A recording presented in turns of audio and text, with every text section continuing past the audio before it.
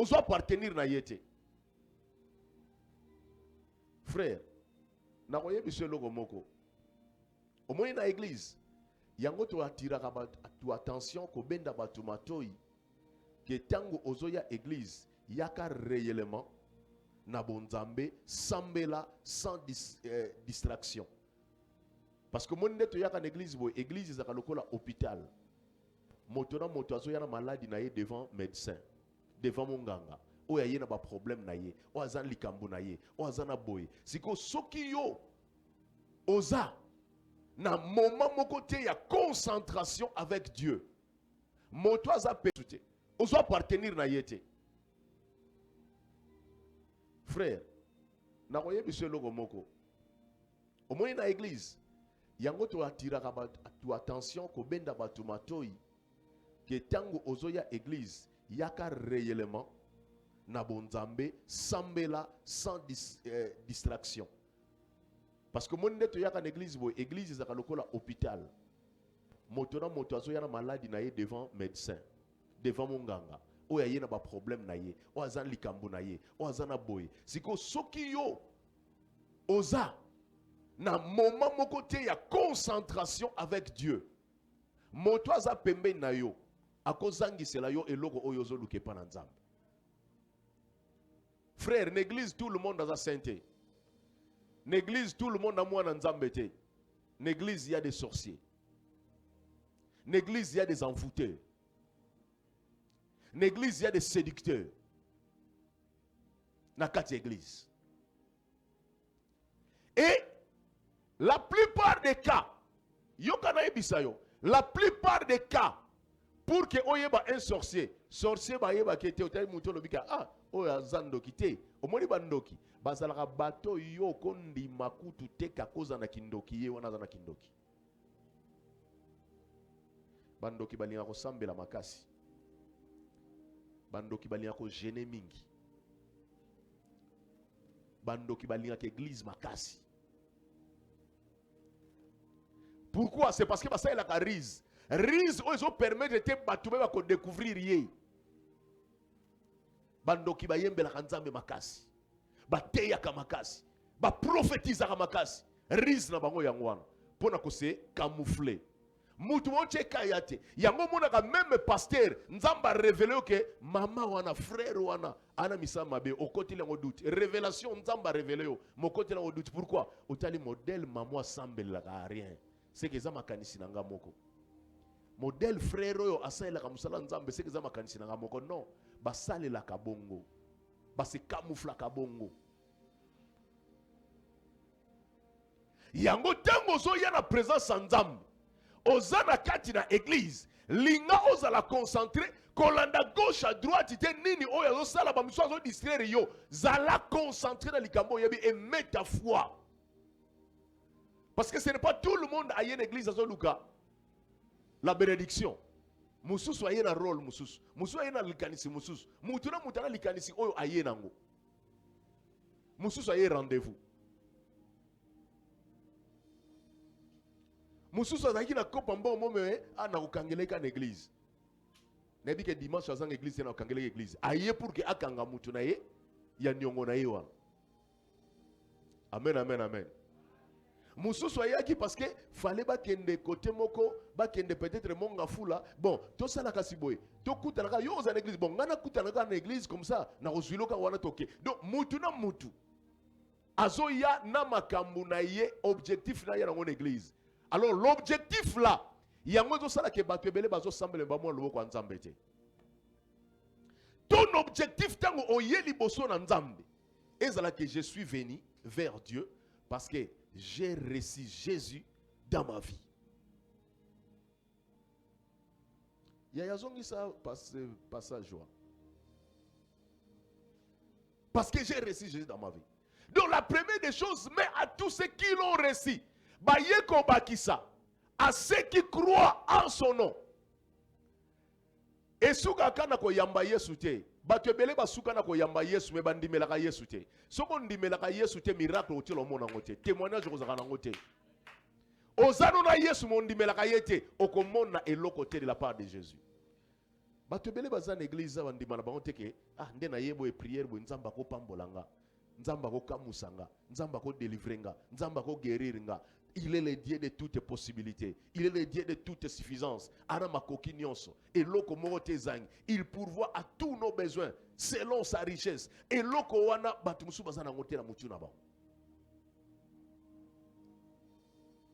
tu reçois Jésus, tu crois en son nom. Tu crois en son nom. C'est alors que Jésus, elle, l'a donné le pouvoir de devenir enfant de Dieu. Tango yambiye, ondimeli kombo na ye, c'est alors bapesi yo pouvoir ya kokoma mwana nzambe. Et tango komi mwana nzambe, nzamba bandi kozwa yo en charge. La question à poser, est-ce que vous avez mwana nzambe?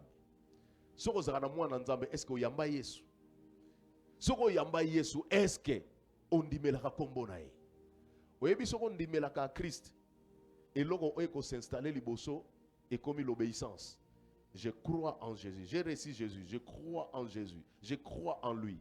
Et j'obéis à sa volonté. J'obéis à sa parole. Pourquoi n'ayez pas lumière oyo? Les centeniers message de Sala. Bible lobby azalaki non juif. Azalaki motote oyo azalaki destiné ya kozwa miracle. Miracle zaki pona yete. Parce que azalaki un étranger. Mais yoka lisolo. Et ye ko arrivé serviteur na ye. Mwana na musala oyo ye alingaka mingi. Ba souligner azalaki attaché beaucoup na ye. Ya on komona ga note na musala soko moni patron boza ba travailleur mais alingaka X makasi ko leka Y. Yo esalo zuwa te e banda na temps ya Yesu. Bana temps ya Yesu. Nyo so boni esali makana mokili za nango si esalema nango. Esi eleka nango. Azali na ba travailleur rebelle, ba serviteur rebelle, mais azalaki beaucoup plus attaché na oyo wana atombaki malade. Et Bible elobi nini? Lorsque aboni serviteur de malade et akomi na point que akende kokufa. Les centeniers à comprendre que ngana juif te naza muyuda te. Akeya luki bampaka ba juif. Ake aleleli bango. Landa ayebisi bango, est-ce que beaucoup ko lelelanga te ko plaider te et pas na Yesu. Beaucoup plaider te pas na Yesu. Pour que abikisa musainanga. Mais avant akende ko plaider pas bampaka, la Bible dit ayant entendu parler de Jésus. Ayant entendu parler de Jésus. Tango yoki bazo lobela Yesu. Ndalobi oh c'est que Yesu ngo akoyiko bikisa serviteur nanga.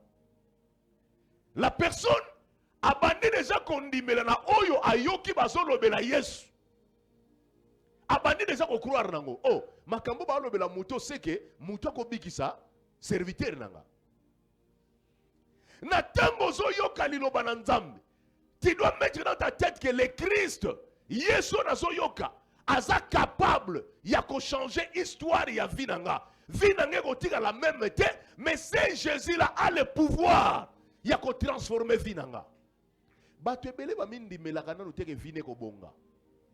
Oza pe awa. Bato ebele andimane te vie ne bonga. Oyo yo ozoko ndimela. Oh pesanga amen a bien. Matisango makasi.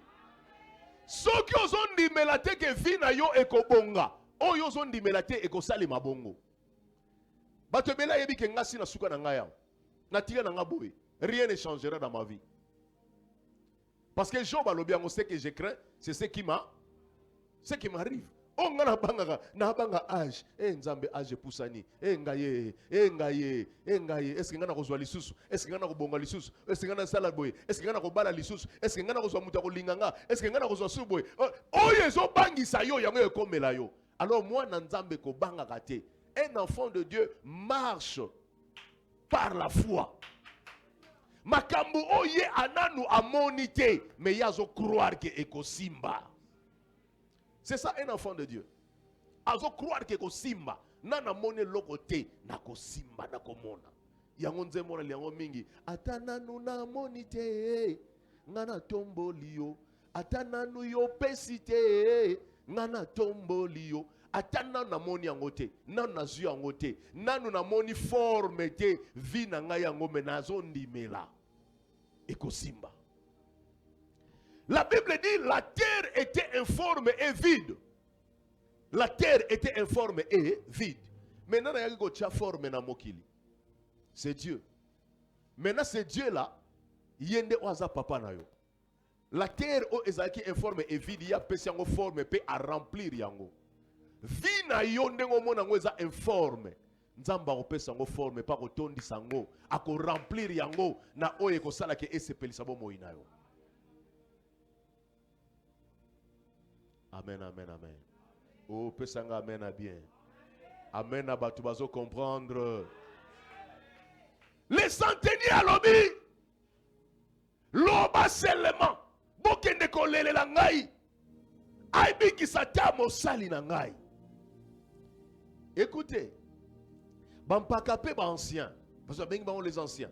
Ba ancien pe ba kei vers Jésus. Ba ke koloba na ye. Kolo.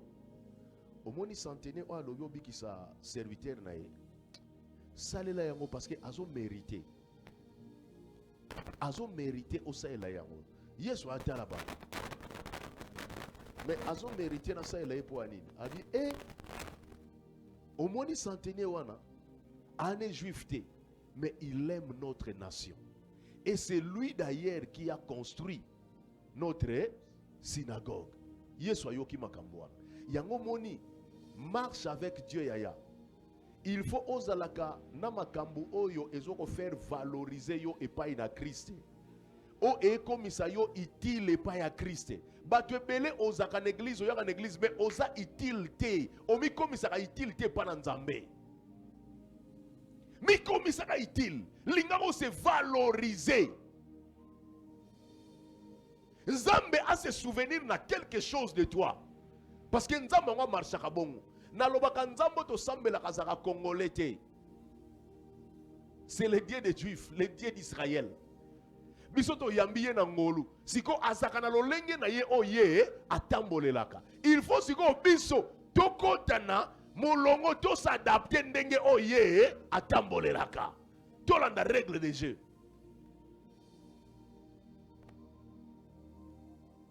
Amen. Tolanda règle de jeu. Mais yo zolanda règle de jeu. Balobi azo mérité parce qu'il aime notre nation et c'est lui qui a construit notre synagogue. Yo ataba lobi kutu mbongo loyer au pesate. Loyer de l'église au péate. Hein? Au piagatate. Balobi muto azo mérité sala likambo azo parce que yende mutatongi même na synagogue na biso. Yesu ayoki kombo ya synagogue alobi donc muto yo esika oyo sangwa royaume ekende koteya évangile musala ya papa nanga ekende kotema muto nde muto atongi yango.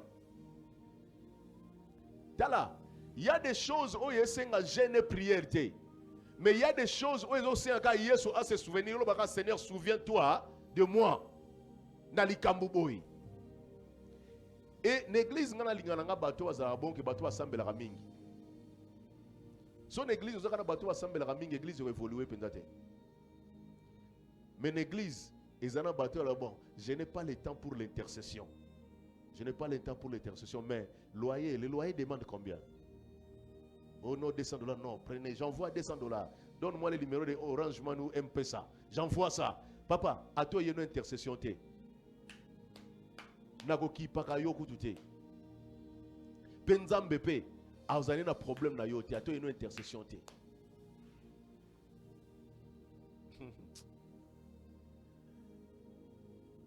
Il y a des signes, il y a des choses. Oye sengeli moto ayeba ko marqué pa inanzambe. Oye sengeli moto ayeba ko toucher le cœur de Dieu pour que Nzambe akoma favorable, Nzambe akoma utile na kati ya vie na ye. Balobi que non, il mérite oyeba ko accorder yango parce que il aime notre nation. Il aime notre nation. Alingaka nation na biso et c'est lui par lui, c'est lui qui a construit notre synagogue. Il a construit notre synagogue. Yesu ayoki moteme beti. Moteme beti. Moteme beti. Yaya, valorise-toi devant Dieu. Valorise-toi. Na marche avec Dieu. Ça ne suffit pas seulement de dire que moi je prie. Na koye biso que même les sorciers prient. Et peut-être les sorciers prient plus que toi. Alléluia. Que moi je médite la Bible, la Bible, Bible. Que le Satan, le diable connaît la Bible peut-être plus que toi. Tant que comme qui guerre na yena Yesu na Luc chapitre 4. Guerre na yena Yesu. Soko za mwana nzamba solo, lobana libanga oyo et comme lipa olia. Yesu akena parole, il est écrit. Satan par lobby, il est aussi écrit. Il est écrit. Il est écrit. Parce que Satan oyo kantsazaka nani. Ayebi secret nyonso ya marche on nzamba za nangote. Do fandaka na yewana. Afana yewana. Ngana yo to fandaka na yewana te. Il y a des choses oyo kosuka kaka te que moi je connais Dieu. Moi je prie Dieu. Moi je lis la parole de Dieu. Mais fais-toi valoriser devant ce Dieu-là. Mais comme ça utile liboso nzambewa. Il mérite que tu lui accordes cela car il aime notre nation et c'est lui qui a construit notre synagogue. Yesu ayoki. Tala, priero Yesu ayoki.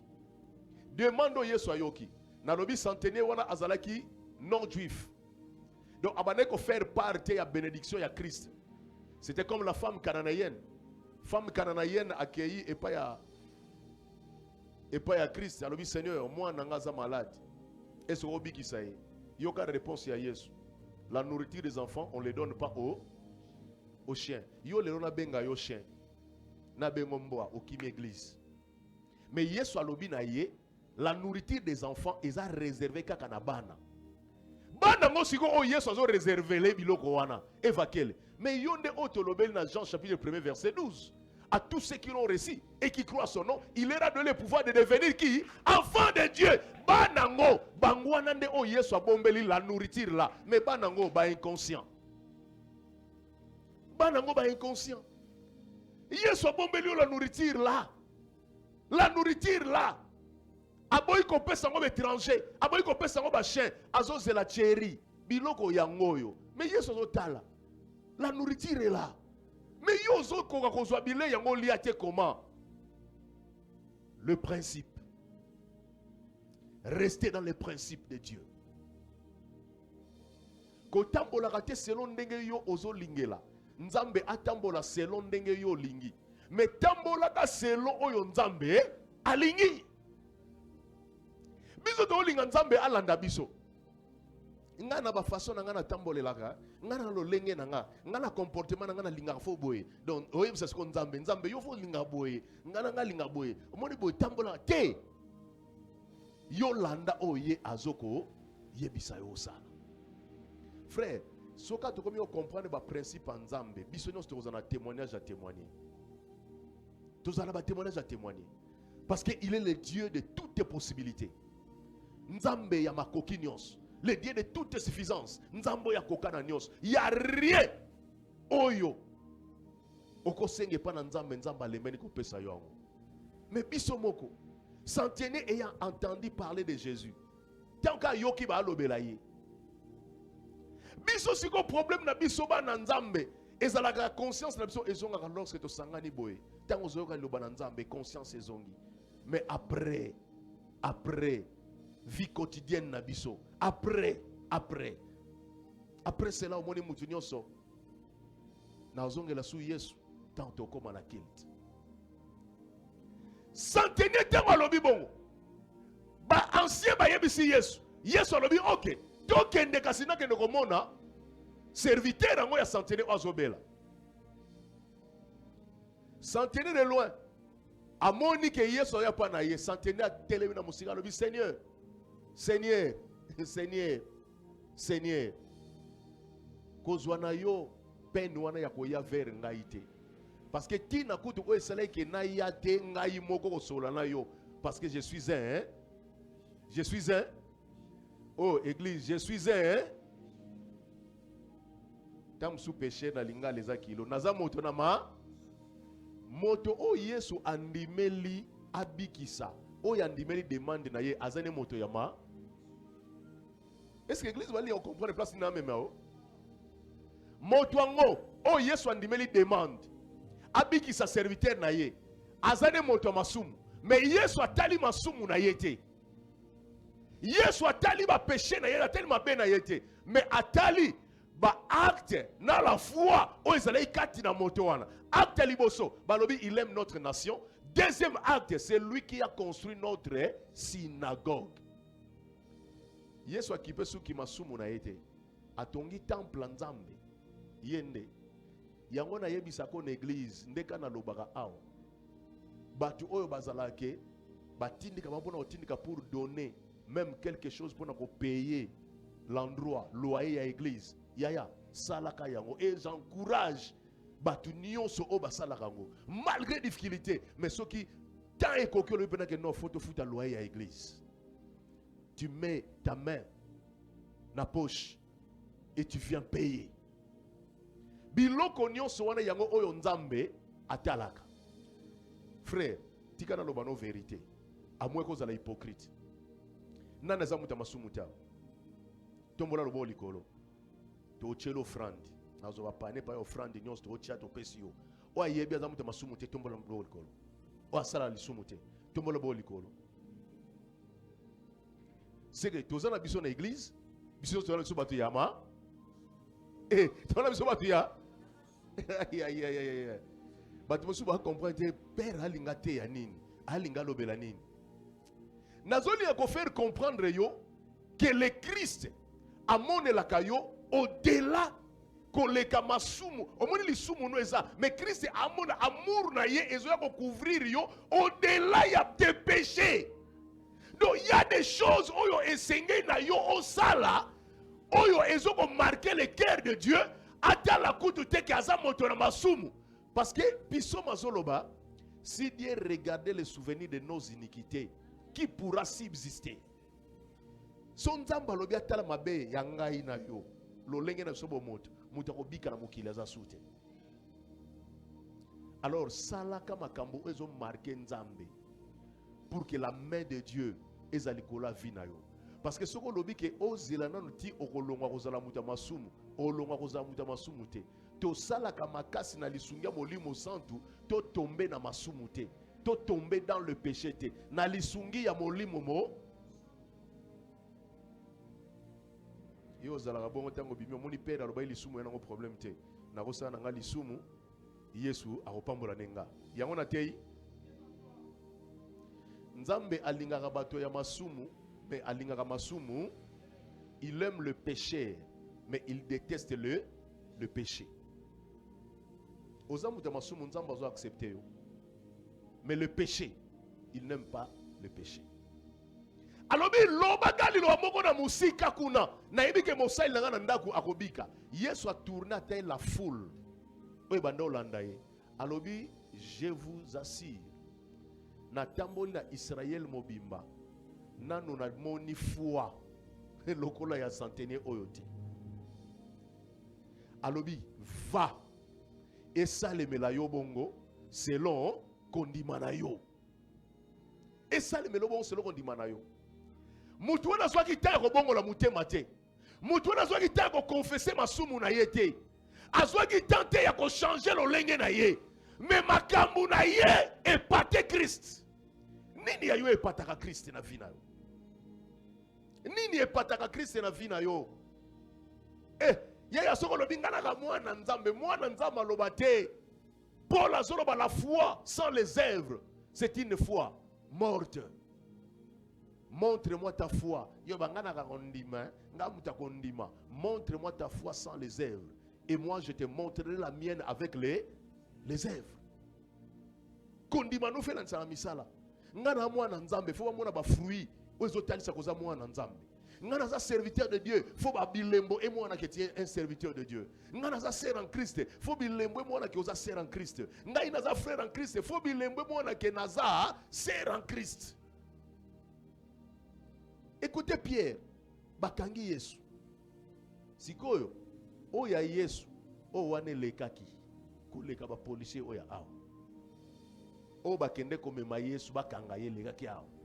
Parce que Pierre évakele. Lo yenge o Pierre azaki nango. Mais akomi ko wangana. Batuni oh mais yo pe to mona ki ozaki na ye. Oh yo abilo balo babwende. Moni yo olamu kino kana tongolo bananga ke nazaki na ye. Nazele na ye wapi? Moi si moi oh mais yo za Galiléen po o loba lokola yende ni. O loba lokola ye. Bakuti elembo ya Yesu pa ya Pierre balobi tu parles comme lui. Tu parles comme lui. Est-ce que toi tu parles comme qui? Maintenant na babilembo bongo, il faut yo mwa na nzambe sikoyo ezala différent. Tant ba yoka bango ba paye koloba, ba yoki yo koloba balobi non ça c'est un enfant de Dieu. Celui-ci c'est un frère en Christ. Celui-là c'est une sœur en Christ. Parce que yoka ndenga zolobela. Tale la telinaye. Tale tamboleli na ye. Tala ndenga zo solola. Bilembo wana. Frère Thierry so bilembo wana ezana vie na yo. Christ maintenant va ndiko sepela na yo. Mutu oyo Yesu abenga l'homme selon mon cœur. Ba clôtira yango te. Soki Bible komaka ka David mena yebisa yo ba clôtira te. Ezana bato pe Yesu akobetela tolo aloba o l'homme selon mon cœur. C'est possible. C'est possible. Luka kaka nini o ngai na kosala kana zala itile pa na nzambe. Nalobaki mukolo wana. Kozala itile pa na nzambe, ce n'est pas seulement de donner de l'argent à l'église. Non. Na pesa témoignage le vendredi. Tango wana tozana no ba frère toye musala nzambe sika. Nazaki ne lokote na poche. Omona bato ba soutenir l'église. Nataye nakomi comme ça utile comment na église nanga. Nakomi comme ça utile comment na miswa pasteur nanga. Pour pasteur nanga ipe. Donc nazala ka utile. Nataye na lobi mbongo loyer na nangote. Mbongo abwena na nangote. Na ke côté onga na ke. Nakomi nanga gagneur d'âme. Donc na église soki ezana bato oyo batonda na église so bato baza 60 ye bakata msu 40 ba ye ngam na gagner bango. Ngam na gagner bango. Ne na bango na église. Soki kilte ça mercredi banda 17h30. Déjà 15 ans dans l'église na kombolaki, na bongisaki, na salaki nyoso. Ay na bando landasko batu na ngai wana. Era kilte wana. Pasteur a commis ko compter nanga. Soit y église amoni ba kiti vide alobi mosale lo hotelelo. Musate lelo. Kombo nangé comme za la cité na cher. Plus que bato o bazo pesa ba mbongo na église. Amen, amen, amen. Et malobe bandiko bima. Ki omoni kaka yo ndengo za gagner d'âme. Nde kaka oyo to oloba na cher boy. Batu bakozalaka sima na yo oyo po kambaka ba. Cherche à te valoriser devant Dieu. Cherche à te valoriser. Cherche à te valoriser. Et ça là batu musu na église. Yé azalokola. Donc c'est comme si yé à cause de la sénateur Nzambe. Sénateur ou honorable Nzambe. Donc il faut une église, moi je ne peux pas toucher ça.